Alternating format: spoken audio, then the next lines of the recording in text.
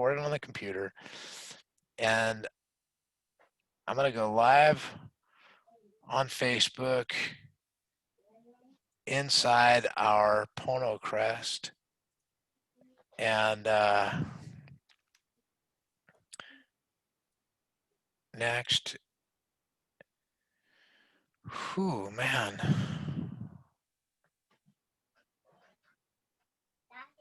You know, I know it would be really helpful to drop these slides in here.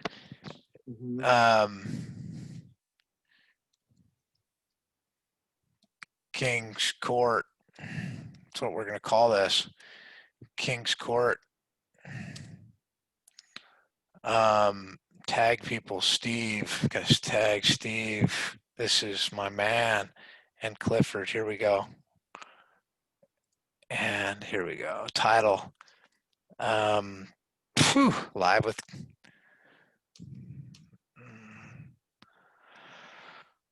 What are we doing? We are talking King's Court. Talking King's Court. This is good stuff, man. This is good stuff. Okay, here we go. All right. This is the meat and the potatoes, baby. We might be we're creating a whole new world. Absolutely. Yeah, so there were two things that you had mentioned in two of your last videos.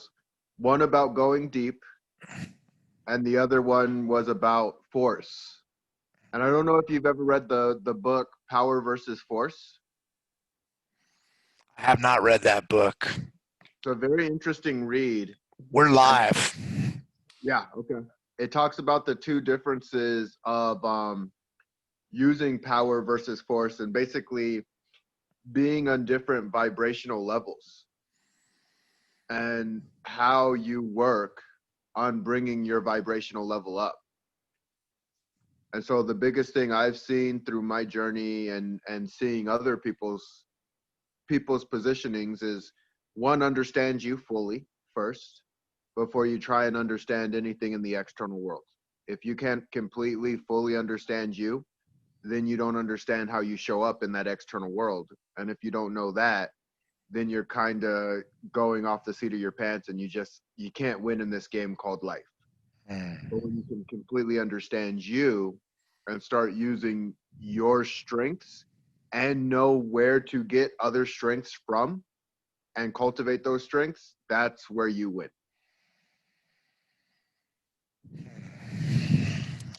I pay attention to your motivational, inspirational videos daily. I actually try to share it with my audience because it inspires me at my core. You know, like I feel like I know you. We're more than friends. I put my life into your hand, and I know we're going to go. I know we're going to charge. I know we're going to take the hill, and I know there's nothing that's going to stop us. Absolutely nothing. And that's the relationships that you build, that you foster. I mean, anybody can, with all due respect, anybody can have this. Anybody can have what we have. Anybody can have this. It is not beyond you. There is that superhero in you. There's nothing that you can't do once you know who you really are. And yeah, thank you for the journey, man. Thank you for being my friend. Thank you for holding at such a high level an incredible vision for humanity, and to come out and see that beauty, and still be able to, catch the polarity. We talk about duality, talk about, hey, I recognize this in myself. I don't want to be judgmental. I don't want to create the separation. Yes, and I know who I want to be, and I know what's good for me. And that, you can't jam me. You can't throw it down my throat, because I'm, give me the opportunity to know who you really are. Yeah. And I think when we do that, when we, but you know what? You've put some framework. You put this thing together. You took the step, man. You took the step. You wrote the book. You put out every day you come out. Now, I don't know if you're going live every day, if that's something that's been in your mindset, if Mhm. you believe that you need to, whether you do or you don't, it doesn't matter. It's an incredible tool for self-reflection. Yeah, very true. Yeah, I Um, say, so I have a plan, and my goal, right? My goal is to go live once a week, mm, but I'm so engulfed in mindset. Like mindset's huge to me. And so I'm always paying attention to what my brain is doing. And we consistently condition that thing on a regular basis without even realizing that we're doing it. And so even people who say, well, I didn't have a choice. No, you had a choice. You're just conditioned into your choice, right? And so one thing that I look at is I have goals, right? But I don't let the goals hinder me. I help the goals help me fly. Like that's what it comes down to. Either you can fly or it can be your hindrance. So even with what you said about going live every day, you're like, I don't know if that's what you're doing or if that's you're choosing. Like, well, I'm keeping it at once a week at least. mhm, And if I happen to do it 7 times that week, I happen to do it 7 times. What gets people in trouble is they make these audacious goals that they can't keep up with, and mm, they burn themselves out. And it's like, yeah, be able to, like, my practices, they are very polarized, mm, because have faith, practice having faith when you need it most. But at the same time, that doesn't mean to celebrate the good times too. And you can celebrate having faith. Faith doesn't have to be a bad thing. You can celebrate in the joy of the fact that you're a creator every single day you wake up. And knowing that doesn't necessarily mean that you're not going to wake up on the wrong side of the bed or life's not going to be hard one day. It's going to be, but that's yep. okay, because you can be bigger or stronger than anything that comes your way. Just get the reps in so that you know you're ready for it if it even ever comes. Yeah, kind of like this. Did you catch some of those videos, like the Kali that we were doing in the backyard with Steve? Yeah, I got to see one. Yeah, these Real boys are quick. amazing, huh? Yeah. They're, yeah, I'm just grateful, thankful. Will you allow me, Clifford, to share with you what Steve created on the King's Court, what he outlined Yeah, that I'm absolutely. so passionate about? Because I was recording, I was going to do this, just record this, and if I could share this with you, um, I need to share my screen, and but I probably need to get to my screen to a place where I could actually share it, and I'll just do it anyway because that's the kind of guy I am. Oh, and I recognize that I have to log into a different. I have to log into my Pono Quest, so Mhm. I'll do that first because I've got things jammed up in a way. Oh, here we go. Now we're in the King's Court. Edited earlier today. Open this one up. This is the one we want to open. Oh yeah. Yep, yep. Okay, so here we go. I'm going to look on Facebook too because this is going to be interactive. I'm going to share my screen. And Steve, brother, if you're watching, man, this is your work. My hat is so off to you. I'm so grateful for. Okay, so you cannot minimize Zoom when you're recording. Okay, I don't want to minimize it. I want to maximize it, and I want to share my screen. Okay, share screen. This one. So this is the King's Court. And do you see the King's Court? Yeah, very cool. Cool. All right. So I'm going to put this up in my corner and I'm just going to, this gives a framework, if you will, for the conscious mind, the subconscious mind, and the superconscious mind. The king, right? So this is the king's court, Hmm. the conscious mind, the king, right? The subconscious mind, the knight, the knight, the superconscious mind, the wizard, So here's a job description. If you can follow that, there's a job description. Each one of these characters, and this is what I like about what Steve has done. He's brought some framework to what I understand naturally and through NLP, neuro linguistic programming, understanding the subconscious mind is, and then the conscious mind, being awake, being aware where you are here now in the present moment, and then that super conscious mind, that something from beyond, something that is greater than, right? Something that is beyond you as the conscious mind. So the subconscious mind, each one of these, each one has a role. And if we understand what their role is, we can help better to have a wonderful, beautiful, happy kingdom, right? And so, uh, Mm. so if you, the subconscious mind, its job description, the night actually brings to the job a predetermined action and behaviors based on existing beliefs, all right, based on pre-existing beliefs that have not yet been approved by the king. So these actions, they'll take place. They won't take place unless the king determines that those actions are no longer needed and it replaces them with other actions. So the knight does 90% of the work within the castle.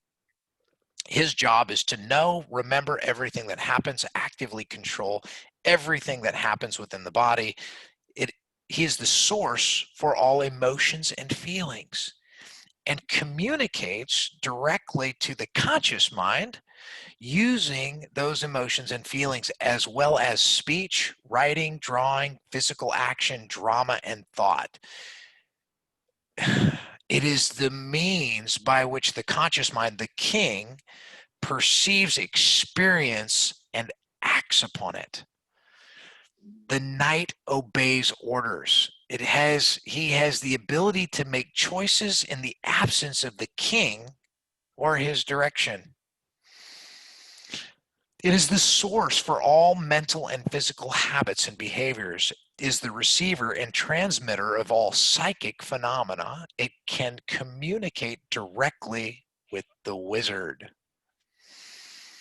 Its prime directive is to grow the kingdom. Its soul, right? Its prime directive is to grow the kingdom. It reasons logically. This subconscious mind, the night. Clifford, can you hear me okay? I can. I just had to tell my son I loved him because he said it to me. That's beautiful. Yeah. Is this making sense so far? As I'm describing this character, the knight, his job, does that make sense? It makes sense. I feel I would have to hear it 2 more times because it's like 3 times solidify something. Absolutely. Yeah. Okay, so the king, right? The conscious mind, his job description is such. He receives all of the information and gives direction to the subconscious mind, Mm-hmm. has the control of will, has the ability to direct awareness and attention in response to thought or experience. And the king is responsible for finding and fulfilling purpose and meaning in life. So he evaluates and decides worth and the value of things and seeks to align purpose and meaning with higher ideals. And get this, the king uses love as the basis for evaluating everything. Right? That's the king's job. Now the superconscious, the wizard, right? Its nature is both male and female. It has a parental or guardian spirit. Parental or guardian, it is good for you. Yes, it is. It communicates to both the conscious mind and the subconscious mind. It provides ideas and inspiration, but it does not give orders. The castle cannot exist without the wizard. He is the source of life within the castle, the part of God within the individual. Mm. If you let that sink in, the castle can't exist without the wizard. Okay, he's the source of life within the castle, the part of God within the individual, and receives limitless knowledge and guidance from beyond the castle, the part of God that is beyond the individual. This gets really cool. I mean, we can actually do an enactment, and I don't know how much time you have, but I feel like I'm sharing this and reading what these characters are, and then we actually have an example that we can play. Do you want to play with me? Yeah. Cool. All right, we're playing. Notice how I asked the question. If he didn't want to play, Clifford's going to say, dude, I don't want to play anymore. I'm done. Because that's Clifford. All right. Clifford Starks, my friends, pay attention to him. You can't go wrong. You can't get this wrong. He'll lead you the way. So here we have an example. An army approaches the castle. The stimulus, the army is approaching the castle. The knight's first thought is that the last army I saw approach the castle, killed everyone, and took it over. My job is to enable the kingdom to grow, right, which requires survival. In order to survive, I got to destroy the threat. If I don't do my job, I'm going to dishonor myself, the king, the kingdom, and have to pay the consequences. So the emotion, the feeling that the knight might be feeling at that moment in time, the knight, the subconscious mind, fear, anger, right? The action, the response, right, is the knight attacks the army, defends the castle, destroys all the potential threat, killed everybody. The approaching army is destroyed, right? Mm-hmm. Knight did his job. So here's a results analysis of what just happened, right? The army approaches the castle. The result analysis: the knight eliminated the threat. His honor's intact. His mission's accomplished. Now the king, right? The king observes the result and receives counsel from the wizard, the superconscious mind. Number one, the king feels good, right? The castle and the kingdom are safe, and they can continue to survive and grow. And two, the king feels bad, right? The king wished to build positive relations with neighboring kingdoms and bring peace throughout the land. Destroying the army prevented that, and it made it more difficult for other kingdoms to trust the king. So he's got these two feelings, right? Good, you feel bad. Those polar opposites we were talking about in the beginning, right? Mm-hmm. Now, check this out. The army approaches the castle, reprogramming the action of the knight, right? Reprogramming the action of the knight. The king recognizes his bad feeling. He's self-aware. He takes responsibility. He's a good king. He recognizes that in not understanding the pre-programmed response that would be taken by the knight based on his prior experiences, right? Mm-hmm. Past experiences, the knight's taken it. Oh man, I didn't see that. Oh, okay. So recognizing that he didn't provide clear direction on how to respond in this if the scenario were to occur. So the king determines the future result and actions to be taken by the knight based on this new information. And he clearly is a good king. He clearly communicates that desired result, what it looks like, how it feels, when they how it's going to feel, look, and feel when they've achieved the results. What are people going to say? It's you can't even put words to that, because what he's really doing in clearly communicating, he's delivering a vision. He's buying into this whole package of a vision for the knight. Has got the vision. He's got a clear understanding, absolutely committed 100% to that, to the king. He's going to take the sword for the king because that's what he does. So now the king orders the knight to take specific actions. Reprogram the action, right? The knight is emotionally invested in the king's desired result and takes action accordingly. He follows the king's orders. Now, we've got a revised result. The army approaches the castle. the first thought, it's a weakened first thought, right? But his first thought is still, hey man, I saw how this killed everyone and it took over. The last time they showed up, my job's to, you know, grow the kingdom, which requires survival. In order to survive, I got to destroy the threat. If I don't do my job, I'll dishonor myself, the kingdom, pay the consequences. Second thought, I don't agree with that thought anymore. And I can see a different outcome that feels good.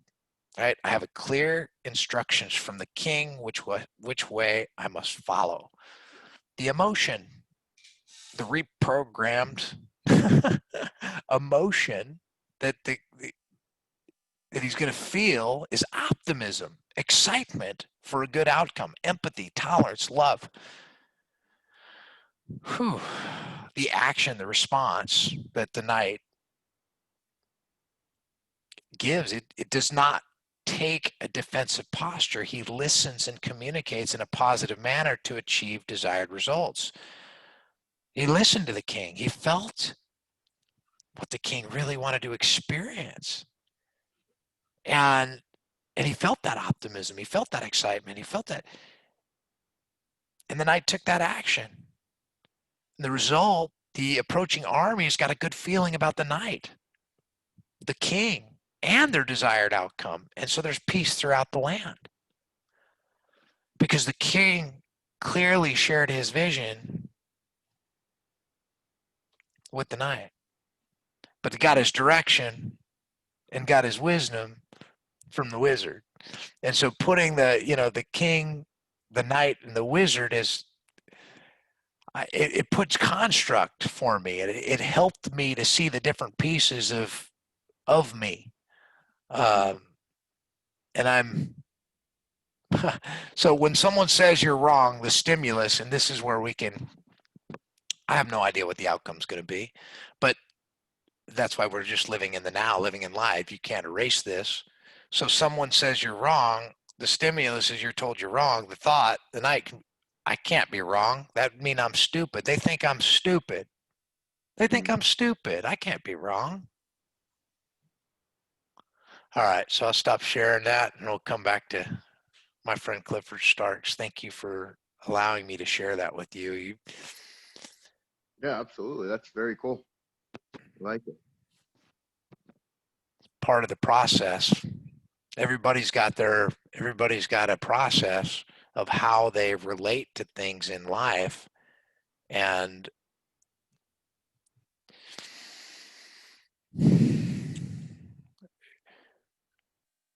when I listen to you, I feel the cadence. Like I feel like I feel your heartbeat into pressing into that which is good for me.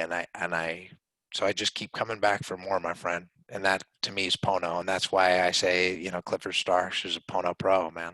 That's why we point to you. We point to your process.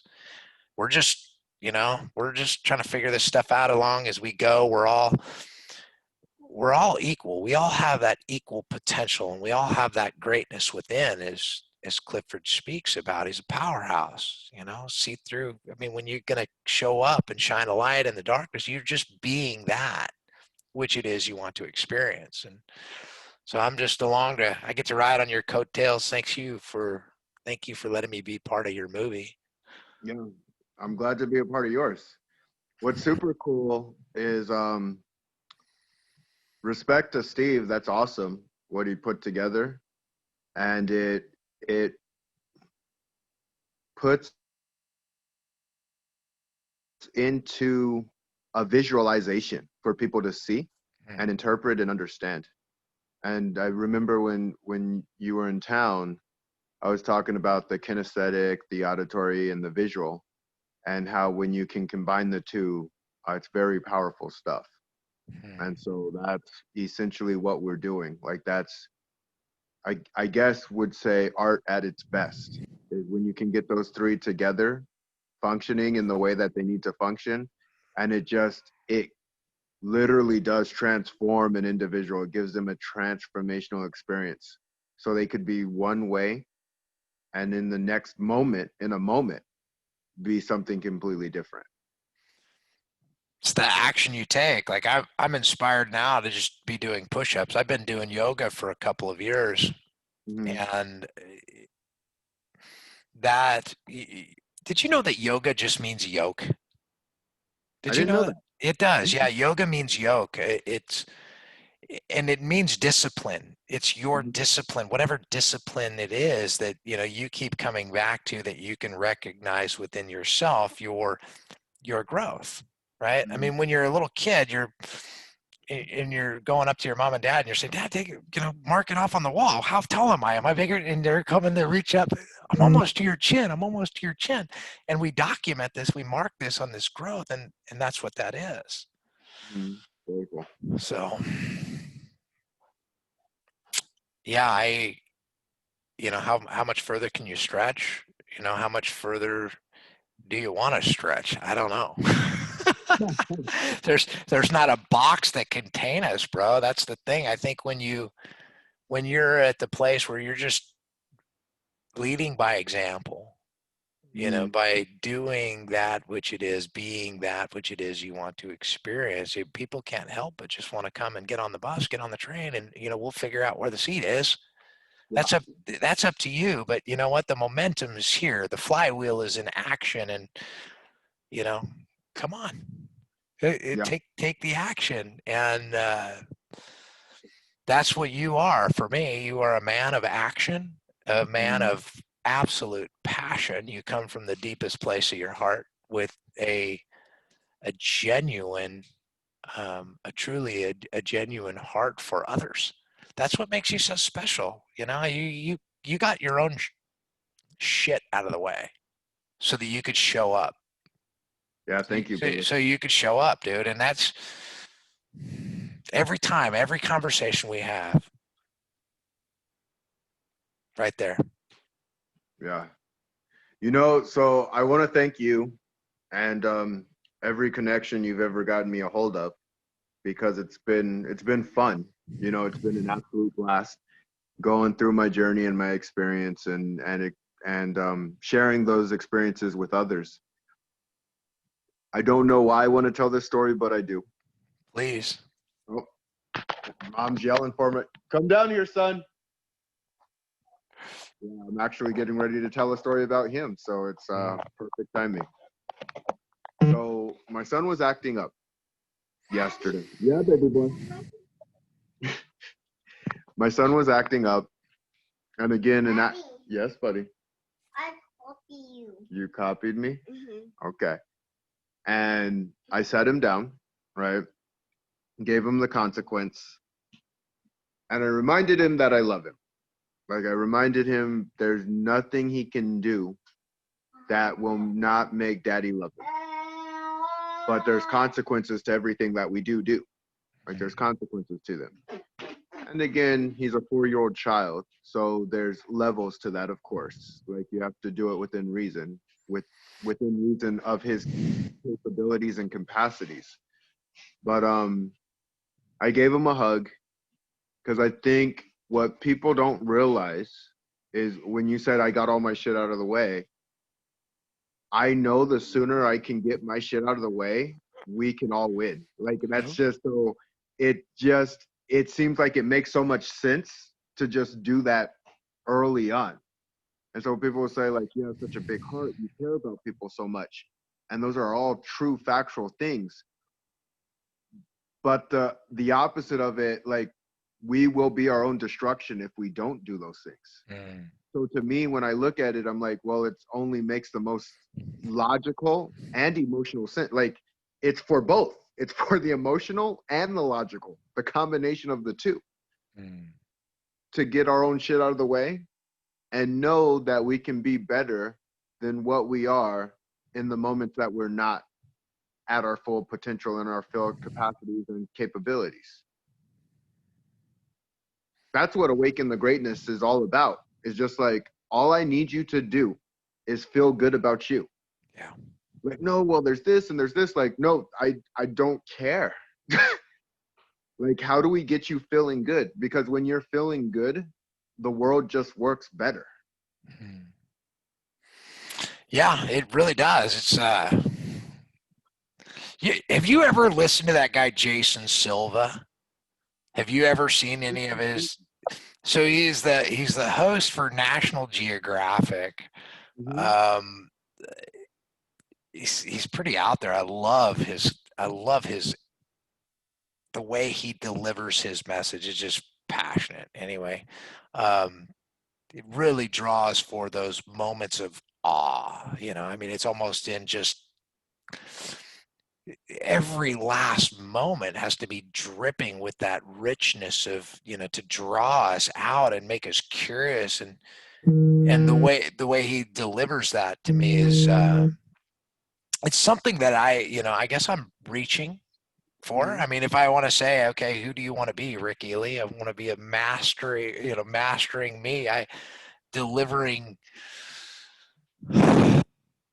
allowing others to stay curious Mm-hmm. and being in that space where you're inviting that curiosity, but allowing yourself to show up continuously, and to where people are emulating that, they are doing that, they are showing up, and it feels good. It does feel good. It feels good when people are living at their highest, at their best, and they're saying, man, thanks for showing the way, thanks for being that, it gave me permission to do that. And I didn't, you know, you've done the same for me. You've given me permission to think beyond, to think different thoughts, to think better thoughts, to think greater thoughts, even that I held within myself. And we're all powerhouses. I mean, we really are. And so when we see and recognize that within one another at such a deep level, with us, we can play on the surface and we can go deep, but we recognize too that it's not about us. Yeah. It's not about us. It's that honeycomb. Yeah. Well, just off of what you said, saying it is about us Hmm. because you use us. Like, and I know you're saying it's not about us as in it's not about me. Yeah, yeah, yeah. It But is about us. yeah, that's the thing is it is about us. It's Hmm. not, and I remember when I was talking with the speaking coach, because here's the thing, I'll always listen in to my mentors and to my coaches, but I challenge things too. Yeah. I'm not as simple as just like, oh, well, because they said it's right and that's what I need to do, and I need to do it this way because no, you have to listen, but it doesn't mean you have to take it in, or you can choose to take it in. You get a choice. What I look at is the reason it's easier for people to say it's about my audience, it's all about my audience, it's not about me. It gives people the strength to move forward. But there's a part further than that. Because if you just make it about your audience all the time, for instance, you were saying, I don't know if you're going live every day. Well, it depends on how I'm feeling. Yeah. It's about me showing up for me and me showing up for them as well. It goes both ways. That's the same thing as a relationship. So although you are the servant, you are also the master. You are both. And Well, if you don't do both, you're in trouble. and that's where I kind of that King's Court gave reference for me, because we're all kings, we're all queens, and we're all royalty, and it's there's equality. There is the we all have equal potential within us, Yeah. and we have a personal responsibility to, if we want to be, do, or have something greater than what we are experiencing now, is to take the action in doing it. And well, you inspire to take action. So I guess that's why I get to hang around you, that and your good heart, a whole bunch of other stuff. But we got a lifetime to do this stuff. It's not like we got to cram it all in one day, and we get to teach, be that, Yeah. and stay in the flow, stay in life's flow. When you are making it look easy, it's because it is, you know Yeah. I don't think it gets any better than that. That's the truth. I say things are hard until they're easy. Whatever it's, you choose to practice.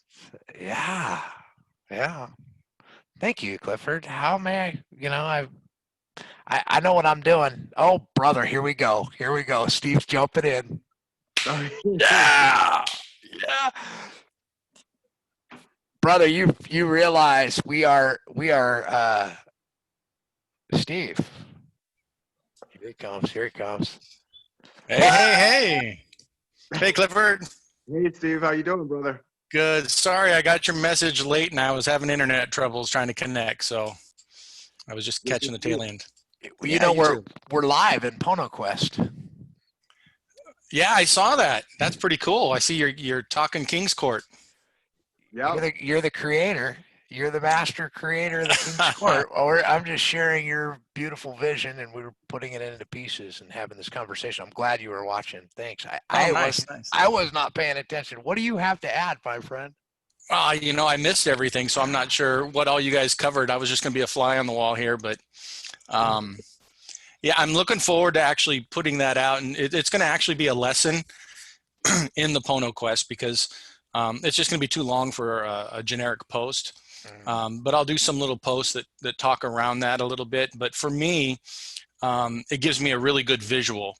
And to think when we talk about our mind, everybody thinks, the mind makes me feel these emotions. The mind analyzes all of these things. And if we think of it as one thing, then it's really hard to make sense out of the communications that are going on.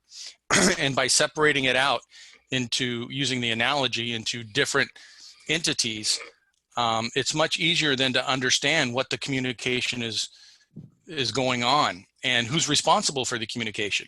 Is it the analytical mind? Is it the subconscious mind? Or am I just getting a feeling? Is it an intuition, a gut instinct? And it's important to know how to listen to those. And when you understand the roles, then you can take that information and your analytical mind can use it appropriately for whatever goal it is that you're trying to achieve. So I hope it helps other people. Everybody thinks differently, but for me, the analogy works. Love it. Well, I just got passionate about reading it, so He jumps online and says, let's do a webinar. why not? I mean, that's just how we roll. No, that's good. That's good. That's the amount of trust that I have in my friends. Yeah. So now I need to hurry up and do that little video, don't I? Because if people jump into PonoQuest, they're going to want to get access to that. So because I'm going to have to, give a little clip or something. I mean, this is some meat, dude. This is like the golden nuggets, the meat and the potato. This is the good stuff. Well, I'll tell you what, it's, coaching people over the years, there is a foundation that needs to be established. Otherwise, all the work that you're doing, you're kind of spinning wheels or shooting a shotgun. And if you can establish the foundation and educate people about what they're feeling and what they're thinking and where it's coming from, it's much easier for them to progress. Like I was telling Rick earlier, Cliff, was somebody was on Facebook and they were saying, hey, how do I get motivated to go do my workouts? And I was saying, well, your initial issue is relying on motivation to go do your workouts. And the comment I made to her was, do you need to get motivated to brush your teeth? No, there's a benefit and you focus on that benefit. And then you do that enables you to do it every day. So this willpower people talk about, it should be more effortless than what it is. Not that you don't have to bear down and develop a habit, but if you really focus on the benefits and why you're doing it, then the willpower kind of handles itself. You're going to develop that drive because you're focused on those benefits. 100%. Reminds me of taking cold showers. Like, no one just jumps in to take a cold shower. Like, if you think I'm just doing that just to do it, you lost your damn mind. There's Totally. reasons behind it. Yeah, there's reasons behind it. Yeah, been there, done that. and again, that's the first thing that goes through your mind is, why am I doing this again? And if you don't have a good enough reason, you're going to jump right out. Absolutely. Yeah, Rick knows that my two boys are training to try to go to PJ school, the pararescue jumpers. Okay. And their whole process is about weeding the people out that don't have a big enough why. It's so physically brutal and demanding, and the training that you have to do just to start the course is very demanding. And I keep having to remind the kids, you got to remember why you're doing it. Why are you doing it? What is it you see at the end? Is it putting the maroon beret on and having all of these generals around there, saying, hey, good job? Is it the fact that you're gonna be able to save lives and you want to be prepared? What is the why? Hmm.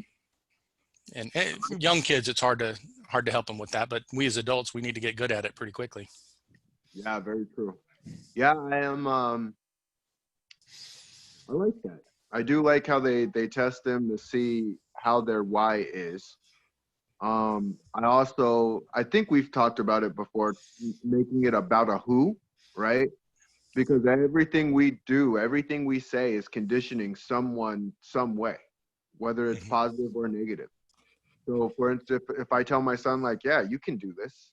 Yeah, you can do this. I believe in you. And this is why I believe in you. I've seen, what about this person, this person, this person, and this person did this. And you just constantly feeding that thing, feeding that process so that when tough times do come, they feel like they're bigger than the times that are presented in front of them. Yep, totally, totally. And is it the same for everybody? If we use a term why or a term who, is that critical? Um, no, I remember training our dog when we first got one of our dogs, and we were having to do the training. And I dive into all the books, and the thing that they said is find out what your dog's currency is. What Yeah. is it that motivates that dog? What is it? What is their why and what is their who? And it's different for everybody. So, like Mhm. somebody that's seeking, parental approval, might Mhm. have a firstborn son who wants dad's approval. Just like you said, if the dad is saying, "Hey, I'm so proud of you," they're doing that for some approval. You know Yeah. what I mean? And they can use that to their advantage. That's not a negative thing necessarily if they're getting Absolutely. a good result out of it. So, yeah, totally agree. Sometimes people argue about terminology, and we're really talking the same thing, right? I agree. I 100% agree. And yeah, people look at the semantics of things and pick apart the message and not Yeah. realizing these are messages that have been going on forever. Like I even look at really, I'll get it out in a sec, buddy. The principles, Yeah. and I say there's certain principles and foundations that you can have. Like they're timeless. Like they don't change. Yeah.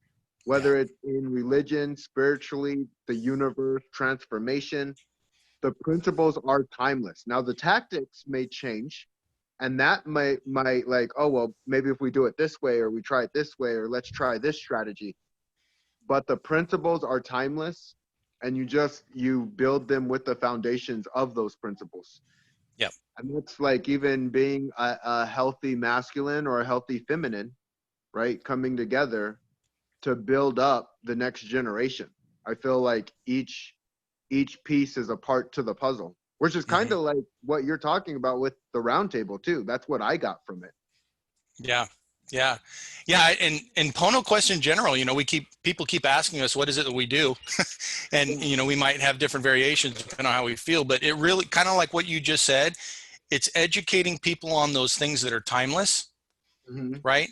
And then also providing the strategies and tactics. I think that's a really good way. In fact, I had a website called Stratactical Life one time because that's how I look at it is we just are teaching methods to help you follow that timeless path. Mm, I like it. It's Pono. Yeah. That, That's yeah. where, even with what you're saying too, we're trying to get some popcorn out of this piece. True life balance right there. Yes. Oh yeah. I love it. Next thing you know, the contractor's going to be knocking on your door to put the Mhm. solar up on your roof. There you You, go. you want to swig it? Do you want to swig? You want to do some mouthwash? Okay. So just off of what you were saying, Steve, with the strategies and the tactics, um, after I do something, I'm always looking to improve that thing. So the book that I wrote, there's timeless principles in that book, but I have tactics in that book too that help people move forward. And I also give them the option to come into my Facebook group so that they will have that available to them on a regular basis. But I want to create something else. Come here, baby boy. We don't have any mouthwash. I want to create something. I almost want to do like a volume. Okay, we're gonna brush your teeth. I'm gonna do a volume series that gives people more of what they're looking for. Kind of like I see the round table being a consistent transformational piece too. Like that's really, really cool what you did. And it looks like you put a lot of thought and effort into that. And so respect for Rick sharing that with me. Did you show it to him, Rick? This is Oh, my I did it live. Oh, did you? Okay, In cool. this video that I'm recording. We are creating the content today. We are live in Bruno Quest today. I unveiled the King's Court, your King's Court. We're all kings and queens here, but I took everything that you gave me and I shared it with him ad lib, and I put my own little magic in there. Yeah, and I didn't get the last page done yet, so you might have gotten there. So what is this? But that's the cliffhanger. That's what we did. That was the cliffhanger. That's it. No, I mean, and it's it. I was working on it when I saw the little thing from Rick saying, "Hey, join us." I'm like, "Oh my God, I'm not done yet." Oh, here you go. Here you go. Because I'm gonna give it to you right here. Because this is. I'll even share my screen. Because this is the cliffhanger. When someone says you're wrong. Yeah. So what I'm doing, Cliff, is essentially taking the analogy and then trying to give it real life scenarios. You know, what's a real life situation, and then use the analogy as far as how the mind works and run through that process. Because this is what we need to do every day. You know, when we are aware and we recognize a reaction or a response that we had that it gives us a bad feeling, you got to run through this scenario and this process so you can reprogram the mind to respond correctly. And so I wanted to give a couple scenarios for that. That's what that's for. By the way, before I forget, I did read your book. Awesome book. So if anybody's listening to this, get his book and read it. Absolutely. Worthwhile. Absolutely. Thank you so much. I appreciate that. So what's super cool too is giving it those scenarios, right? And understanding, man, it's really cool what you got, Steve. Like yeah, that thing's gonna blow up, and a lot of people, I'm telling you, a lot of people are gonna feel what you're looking at, because it's a combination of the video, of the visual, like being able to see it, and not only see it, they'll feel it too. And Rick was asking me about it, and I said I need to go through something 3 times to really let it grasp and stick in completely. But I could feel what he was saying. You know, I could completely feel it. And so, that's yeah, like I resonance. see. Oh yeah, yeah. Resonance. It's gonna be really, really cool. And I like the 3, the wizard, the knight, and the king. That was really cool too. There's more characters that we can add, but for simplicity, I wanted to stick with the 3. Yeah. Well, there's a book, I can't remember the name, and it talks about certain archetypes. And it says that you go through a transition. So basically, even going from child to man or woman, and how you basically have to go through a process to understand those pieces. Then there's another thing that I read up. It's called A Whack on the Side of the Head.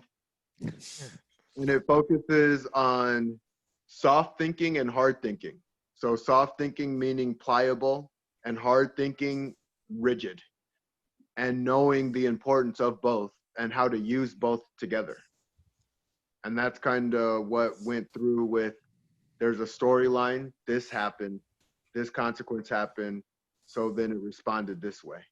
Versus we can change the outcome and the result with just the right perception. Like that's so powerful. And some people will get that right away. Some people not so much. Some people will take them a lot longer, and some people never get it at all. That's what we were talking about early in the conversation. Is it at this place where we are? So many people have not had those experiences, and when we're speaking, the last thing I want to ever feel is invited into a room with 4 people and I don't feel equal, right? Mm. So talk about Pono. What is Pono? Pono is being right with oneself, right with others, right with the environment. The environment that you're in, you feel right, you feel good, you feel resonance. And that is, you take that presence with you everywhere you go. You can remain that in a room with whatever the resonance in the room is, you know, where you are vibrating at. You know, you talked about vibration, what we're teaching. You can hold that light without diminishing any of it. Um, and receive the feedback and use it to your advantage. So you can be the knight, you can be the king, and tap into the wizard, something that is much greater than oneself. Yeah, and allow that to flow through you. So that's what I got from it. I don't know much more. So, my 2 cents. Love you guys. Thank you. No, it was perfect, Rick.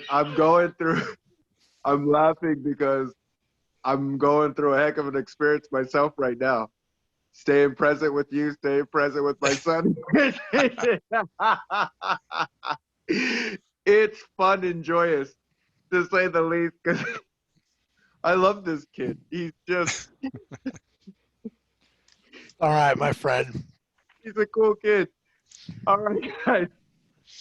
So let's keep crushing it. Let's keep holding it down. And today's message, laugh like a 4-year-old. Oh yeah. Yeah.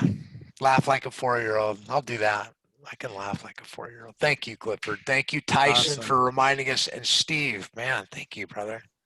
Yeah, my pleasure. I appreciate both of you. Thanks for entertaining my analogy. Yeah, no, great analogy. Here, you guys need to. He's jamming it out right now. Awesome. He's jamming it out. All right, guys. Have Have a good one. day. All right, you too. Take Take care. care, all.